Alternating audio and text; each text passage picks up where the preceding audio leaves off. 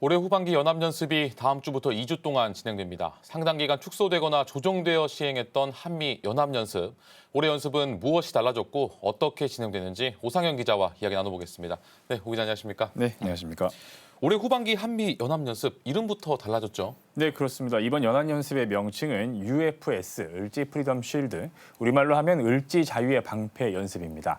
지난 2019년부터 사용했던 연합지휘소 훈련, 즉 CCPT라는 명칭은 대규모 전극급 연합연습의 명칭으로는 적합하지 않다는 이유에서 이렇게 바꾼 건데요. 프리덤은 익히 아시다시피 변치 않는 한미동맹의 가치인 자유수호를 위한 강한 의지의 표현이고요. 또 쉴드는 방어적 성격의 연습으로 평화를 지향한다라는 의미를 담고 있다고 합참은 설명했습니다.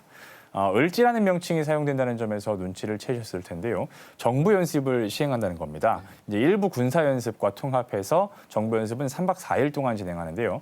범정부 차원의 위기 관리와 연합 작전 지원 절차를 숙달해서 북한의 국지 도발이나 전면전에 대비해서 국가 총력전 수행 능력을 향상시킨다는 계획입니다.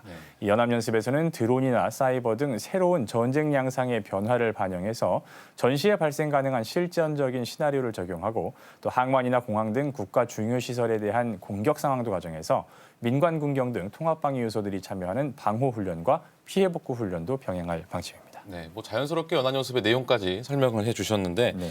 올해 연습에는 한미연합 야외 기동훈련, 그러니까 FTX도 함께 진행한다는 그렇습니다. 거죠? 야외 기동훈련도 진행이 되는데요. 이 제대별로 또 기능별로 전술적 수준의 훈련을 한다고 밝혔습니다.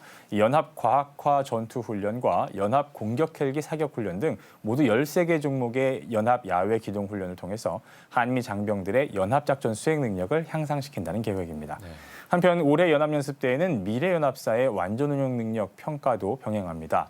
이 조건에 기초한 전작권 전환 계획에 따른 건데요.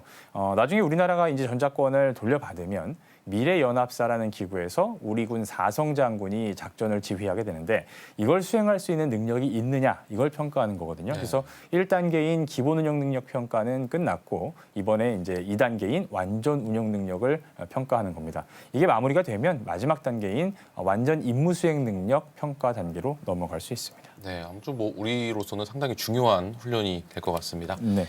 네, 코로나19가 재유행하고 있어서 방역 지침을 철저하게 지킨 상태에서 연습을 진행한다고 하는데 모쪼록 안전하고 성과 있는 연합연습이 이루어졌으면 합니다. 네, 오 기자 오늘 이야기 잘 들었습니다. 고맙습니다.